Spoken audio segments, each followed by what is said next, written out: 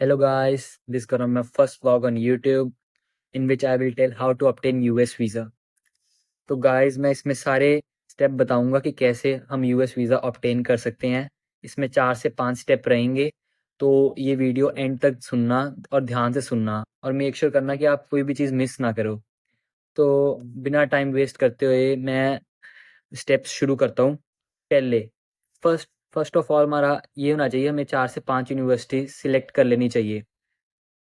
तो 4 से 5 यूनिवर्सिटी हमने किस क्राइटेरिया पे सिलेक्ट करनी है? यूनिवर्सिटी की रैंकिंग पे, यूनिवर्सिटी की लोकेशन पे भी हम कर सकते हैं।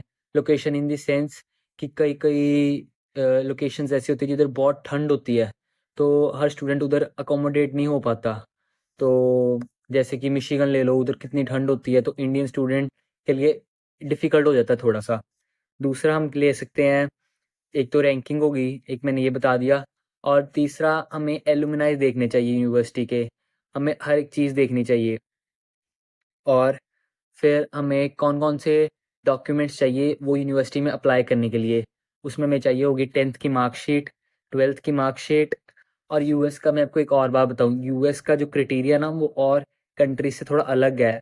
और कंट्रीज़ में हमारी बस 10th और 12th की मार्कशीट चल पड़ती है, पर इधर हमें 9th की मार्कशीट भी देनी पड़ती है, एंड हमें 10th की मार्कशीट भी देनी पड़ती है। और मैंने भी अपनी यूनिवर्सिटी में अप्लाई करने के लिए 9th, 10th, 11th, 12th सबकी यूनिवर्सिटी सबकी मतलब कि वो मार्कशीट्स दी थी अपनी यूनिवर्सिटी को। वो एक सर्टेन जीपीए कैलकुलेट करते हैं। और हमें माइग्रेशन सर्टिफिकेट चाहिए होता है। माइग्रेशन सर्टिफिकेट हमें हमारी यूनिवर्सिटी हमें हमारा स्कूल 12th के बाद दे देता है। और हमें कैरेक्टर सर्टिफिकेट भी एज़ वेल चाहिए होता है। और डॉक्यूमेंट्स में मतलब कि डॉक्यूमेंट्स में मैंने लोगों की वीडियोज़ देख रहा था, तो वो बताते कि पासपोर्ट चाहिए होता है। वो तो ऑब्वियस है कि वो तो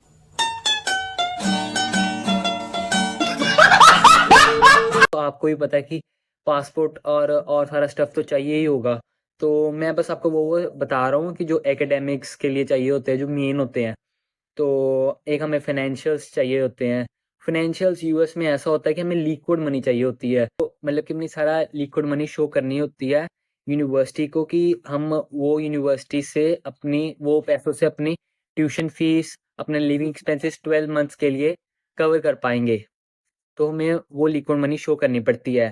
और वो फंड्स हमारे मॉम के हो सकते हैं, हमारे डैड के हो सकते हैं, और मतलब कि कोई भी हमें स्पॉन्सर कर सकता है, पर मेक श्योर करना कि मॉम और डैड ही हों। एंड देन हमें एक इंग्लिश प्रोफिशिएंसी टेस्ट भी चाहिए होता है। English proficiency test in the sense कि कोई टेस्ट जो आप बता सके कि बच्चा जो है वो उधर जाके इंग्लिश पढ़ पाएगा। तो इंग्लिश प्रोफिशिएंसी टेस्ट हो सकता है, वो हमारा पीटी हो सकता है, हमारा डुओलिंगो हो सकता है, हमारा आइल्स हो सकती है। और इधर यूएस में एक और चीज़ चलती है, medium of instruction. Medium of instruction भी इधर चलता है, पर मीडियम ऑफ इंस्ट्रक्शन हमें तभी चाहिए होता है कि हमने अगर कोई भी एग्ज़ाम ना दिया होए। तो आगे हम बढ़ते हैं, आगे हमें अभी यूनिवर्सिटीज़ में अप्लाई कैसे करना है, हमें इनकी वेबसाइट्स पे जाना है, इनकी वेबसाइट्स पे जाके हमें अप्लाई करना है एज़ एन इंटरनेशनल स्टूडेंट।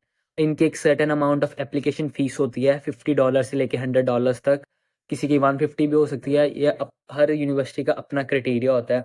और मैं आपको एक बात बताऊँ, कोई यूनिवर्सिटीज़ एप्लीकेशन फ़ीस भी नहीं रखती। उनका कोई मतलब कि सब कुछ फ्री होता है कि आप अप्लाई करो, आपको बस अपनी फ़ीस ही भरनी पड़ेगी। कोई यूनिवर्सिटीज़ एप्लीकेशन फ़ीस लेती है, कोई यूनिवर्सिटीज़ का होता है कि एप्लीकेशन फ़ीस नहीं लेती वो डिपॉज़िट लेती हैं।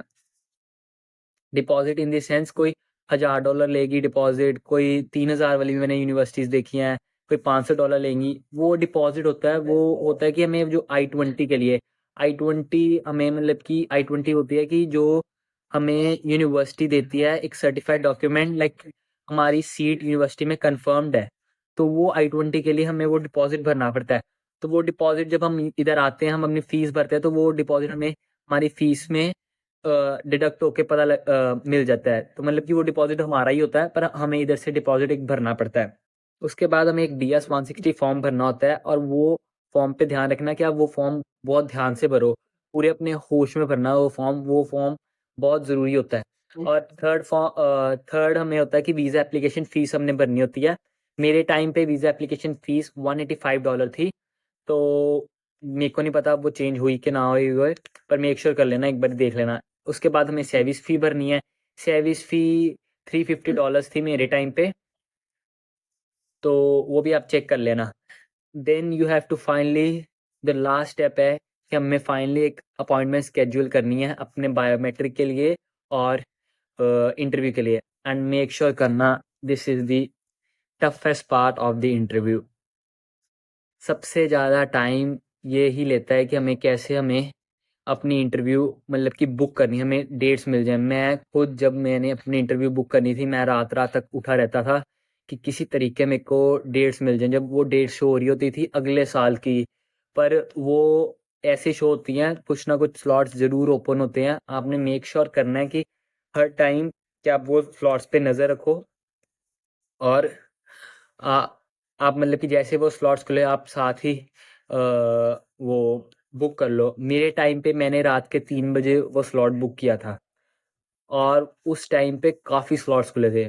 तो वो मेक श्योर कर लेना, ये ही सबसे टफेस्ट पार्ट है और तो कुछ भी नहीं है। सर्विस फ़ी भरनी है, वीज़ा एप्लीकेशन फ़ीस भरनी है और ये DS 160 फॉर्म भरना है, तो फ़ीस डिज़ाइन की रिसिप्ट बस हमें चाहिए। और मतलब कि मेन पार्ट यही है कि हमें बस अपॉइंटमेंट की वो डेट मिल जाए।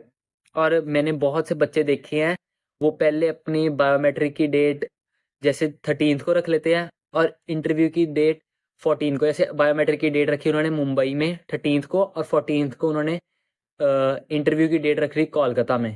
तो मतलब कि कैसे एक दिन में आप सारा कुछ वो करके और उधर भी पहुंच जाओगे।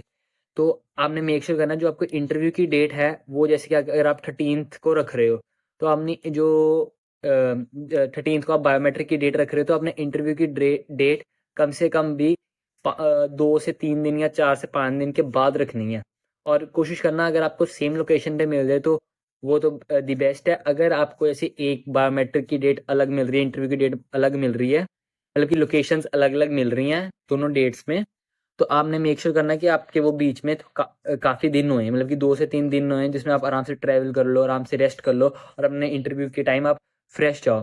और जब आप इंटरव्यू पे जाएं तो मतलब कि आप वेल ड्रेस्ड हुए, you have to be confident, you have to be well dressed. You मतलब कि आपको वीज़ा ऑफिसर को आपको देख के लगना चाहिए हाँ भाई ये जो बच्चा है ये डिज़र्व करता है वीज़ा। और मैं आपको एक बात बताऊं, ये वीज़ा सारा कॉन्फिडेंस पे होता है। आपको अपने आप पे बिलीफ रखना होता है पूरा। आपको मैंने अपने टाइम पे पूरा बिलीफ रखा हुआ था अपने आप पे। मैं मैनिफेस्टेशन पे बहुत बिलीव करता हूँ, मैं बहुत मैनिफेस्ट करता हूँ। तो मैंने अपने दिमाग में पहले ही अज्यूम कर लिया था कि मेरे को वीज़ा मिल गया है, मेरे को वीज़ा मिल गया है।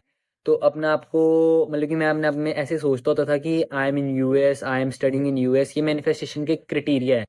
ये चलो ये सारा डिफरेंट टॉपिक है, थोड़ा मैनिफेस्टेशन में मैं जा रहा हूँ।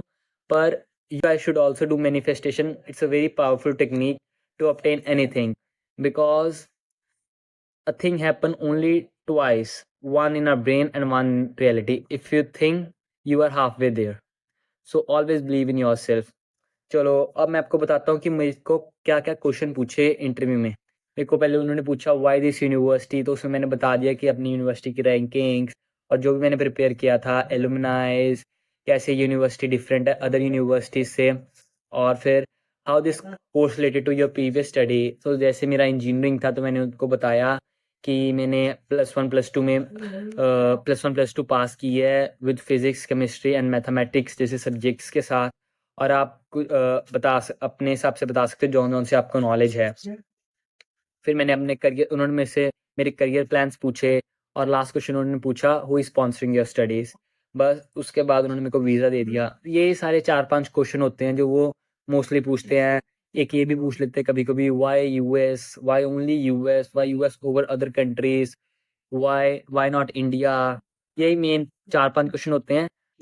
सो बस ऐसे ही था सारा प्रोसेस, मतलब कि बहुत ईज़ी प्रोसेस है, थोड़े से स्टेप्स हैं और ऐसे करके आप ईज़िली यूएस वीज़ा ले सकते हो।